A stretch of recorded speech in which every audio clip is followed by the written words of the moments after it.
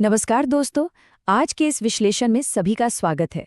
आज हम उत्तराखंड की लोक कथाओं की एक ऐसी रहस्यमयी और सच कहूं तो काफी डरावनी दुनिया में चलने वाले हैं, जहां अमीर बनना एक जानलेवा श्राप बन जाता है। तो चलिए बिना किसी देरी के सीधे इस कथा में उतरते हैं। जरा सोचिए, क्या कोई नकारात्मक शक्ति या कोई अतृप्त आत्मा सच में किसी को रातों रात अमीर बना सकती है? आमतौर पर हमने यही सुना है ना कि बुरी शक्तियां सिर्फ नुकसान करती हैं, लेकिन इस सवाल का जवाब पहाड़ों की एक ऐसी भयानक घटना में छुपा है जो किसी के भी रोंगटे खड़े कर देगी। भाग 1, द मिडनाइट एनकाउंटर, आधी रात की घटना। इस पूरे रहस्य की शुरुआत आखिर होती कहाँ से है? ये घटना जुड़ी है दो दोस्तों से जो एक ही पहाड़ी गांव में रहते थे। दोनों दोस्तों ने खेती छोड़कर सड़क किनारे अपनी अपनी दुकानें खोल ली थी, लेकिन दोनों के आचरण में जमीन आसमान का अंतर था। एक तरफ थे दादाजी, बहुत ही शांत और सुलझे हुए इंसान, उनकी चाय की दुकान मस्त चलती थी। वहीं दूसरी तरफ उनका दोस्त था जो पान की दुकान चलाता था। ये थोड़े चिड़चिड़े स्वभाव के थे। ग्राहकों से आए दिन बहस हो जाती थी तो दुकान बिल्कुल ठप पड़ी थी। अब ध्यान दीजिए, जब जेब खाली हो और परिवार का दबाव हो तो इंसान किस हद तक मजबूर और लालच में आ जाता है। यही मजबूरी एक रात भयानक रूप ले लेती है। रात के करीब 10:30 बज रहे थे। घंघोर बारिश हो रही थी। दुकान बंद करते वक्त उस पान वाले दोस्त के पास एक अजीब सी बूढ़ी औरत आती है। पहाड़ों में ऐसी बुजुर्ग महिला को स्थानीय भाषा में बोणी कहते हैं। तो वो बोणी बारिश में पूरी तरह भीगी हुई, हाथ में डंडा पकड़े वहां आती है और एक डरावनी मुस्कुराहट के साथ कहती है, चल मुझे पान खिला।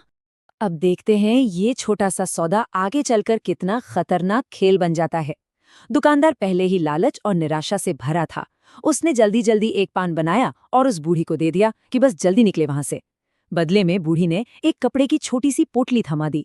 अगली सुबह जब उसकी पत्नी ने वो पोटली खोली तो अंदाजा लगाइए उसमें क्या था। चमकते हुए शुद्ध सोने के टुकड़े। एक पान के बदले में खालिस सोना। कोई भी ऐसी दौलत देखकर दंग रह जाए। भाग 2, द कर्स ऑफ सुंका। पर क्या ये सच में कोई चमत्कार था? बिल्कुल नहीं। ये तो एक भयानक श्राप का आगाज था। इस रहस्यमयी दौलत की कीमत चुकानी थी, और वो भी मौत से। 50%, जी हाँ, हाफ। जब उस दोस्त ने बाजार में जाकर एक सुनार को वो सोना दिखाया तो सुनार की आंखें फटी की फटी रह गईं। उसने आधा सोना यानी 50% तो चुपचाप अपने पास रख लिया और बाकी के बदले हजारों रुपए दे दिए। उस जमाने में हजारों रुपए की अहमियत इतनी थी कि उस दोस्त ने गांव में सबसे पहला पक्का लेंटर वाला मकान बनाना शुरू कर दिया। पर ये अमीरी वाली खुशी पानी के बुलबुले की तरह थी। कुछ ही दिनों बाद घंघोर बारिश में वो बूढ़ी फिर टपक पड़ती है। इस बार पान खाने के बाद वो एक और पोटली जबरदस्ती उसके हाथ में थमा देती है और जाते जाती एक ऐसी बात बोलती है जो किसी का भी खून जमा दे। बूढ़ी ने मुस्कुराकर कहा, जो मेरे से कुछ लेता है ना वो बचता ही नहीं। एकदम खौफनाक। यहां समझ आने लगता है कि ये कोई मामूली औरत नहीं थी। और उसके बाद जो हुआ वो दिल दहला देने वाला था। घर में सोने की पोटलियां डबल हो गई, पर तबाही दुगनी स्पीड से शुरू हो गई। पहले दिन उस दोस्त के पैरों में भयानक दर्द उठा। दूसरे दिन पत्नी पूरी तरह बीमार होकर बिस्तर पर पड़ गईं। तीसरे दिन उनकी बेटी अचानक इतनी बीमार हुई कि सीधा आईसीयू में भर्ती करनी पड़ी, और सिर्फ 10 दिन के भीतर उस बेटी की मौत हो गई। ये दर्शाता है कि वो श्राप कितनी तेजी से अपने शिकार को निगल रहा था।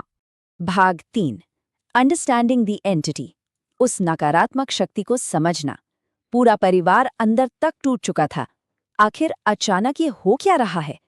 ये जानने के लिए उन्होंने एक स्थानीय मार्गदर्शक, जिन्हें वहां पुचेरा कहते हैं, उनकी मदद ली। पुचेरा चावल देखकर और ध्यान लगाकर बुरी ऊर्जाओं को पहचानने वाले लोग होते हैं। और पुचेरा ने जो बताया उसने सबके होश उड़ा दिए। उन्होंने बताया कि ये कोई आम आत्मा नहीं है, ये एक सोनका है। पहाड़ी लोक कथाओं में सोनका एक श्रापित एंटिटी होती है जो एक बूढ़ी औरत का रूप बनाकर खाने के बदले सोना बांटती फिरती है, लेकिन उस सोने पर मौत का श्राप लगा होता है। इस शक्ति को और कुछ नहीं चाहिए। इसका सिर्फ एक मकसद है, परिवार को खत्म करना और आखिर में अपना सोना वापस बतौर ले लेना। भाग 4, इन्वोकिंग द गॉड्स, यानी देवताओं का आवाहन। अब ऐसे भयानक दुश्मन से निपटने के लिए आम उपाय तो काम आएंगे नहीं। तो यहाँ आगे आते हैं वही चाय की दुकान वाले शांत स्वभाव के दादाजी। वो इस अंधकार से लड़ने के लिए एक रक्षक की भूमिका निभाते हैं। इस बुरी शक्ति को उखाड़ फेंकने के लिए जागर का आयोजन किया गया। जागर के बारे में अगर कम जानकारी हो तो बता दूं, ये पहाड़ों का एक बेहद तीव्र और प्राचीन आध्यात्मिक अनुष्ठान है। इसमें स्थानीय देवी देवताओं को जागृत करके उन्हें बुरी शक्तियों से लड़ने के लिए बुलाया जाता है। ये वहाँ की संस्कृति का एक अनोखा और बेहद ताकतवर आध्यात्मिक सुरक्षा कवच है। जागर होता कैसे है, एकदम सटीक तरीके से समझते हैं। पहला कदम पवित्र ध्वनि यानी आग जलाई जाती है। दूसरा कदम कांसे की थाली को एक खास और तेज लय में बजाया जाता है, जिससे वहां का माहौल ऊर्जा से भर जाता है। और फिर तीसरा कदम, जब आम मंत्रों से बात नहीं बनती तो उग्र मंत्रों का जाप शुरू होता है। माहौल बिल्कुल बदल जाता है और पूरा ध्यान उस श्रापित सौनको को बाहर निकालने पर होता है।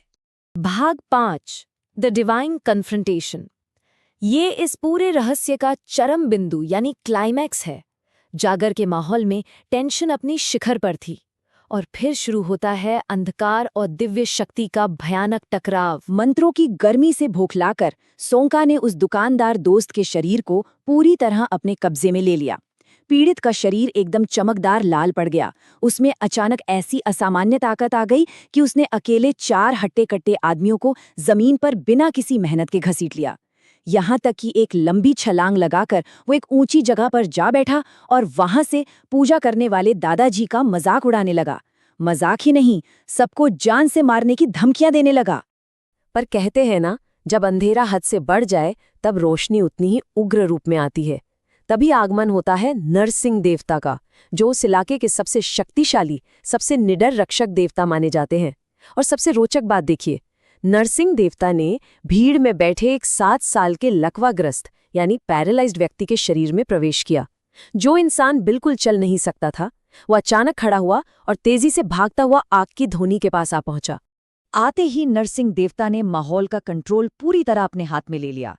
एक झटके में हवा में उछलकर उन्होंने सोनका से ग्रस्त उस आदमी को पकड़ा और सीधा जमीन पर धोनी के पास पटक दिया।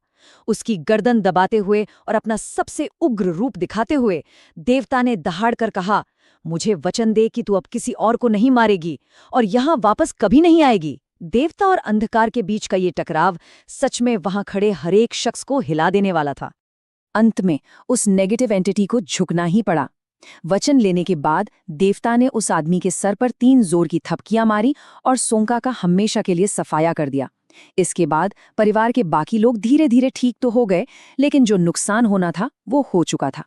वो श्राप और लालच का घाव इतना भयानक था कि उस परिवार ने अपना नया पक्का मकान हमेशा के लिए छोड़ दिया। वहां फिर कोई नहीं रहा।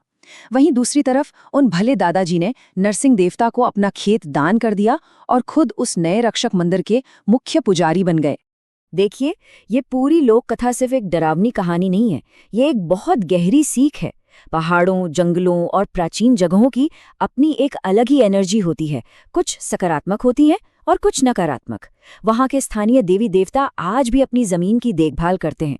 तो इससे समझ के आता है यही कि जब भी ऐसी प्राचीन जगहों पर जाएं, वहाँ के अनदेखे नियमों का, ऊर्जाओं का पूरा सम्मान करना चाहिए। हमेशा अपनी आध्यात्मिक विनम्रता बनाए रखनी चाहिए। और आखिर में इस विश्लेषण को खत्म करने से पहले एक सवाल जरूर सोचिए। जब भी हम ऐसी प्राचीन और रहस्यमयी जगहों की यात्रा करते हैं, तो क्या ये संभव नहीं कि हमारे आसपास आज भी ऐसी अनदेखी शक्तियां मौजूद हैं जो बस हमारा सम्मान चाहती हैं? इस चिंतन और इस भयानक घटना की यादों के साथ आज की इस कथा को यहीं विराम देते हैं। इस सफर में साथ जुड़े रहने के लिए बहुत बहुत धन्यवाद।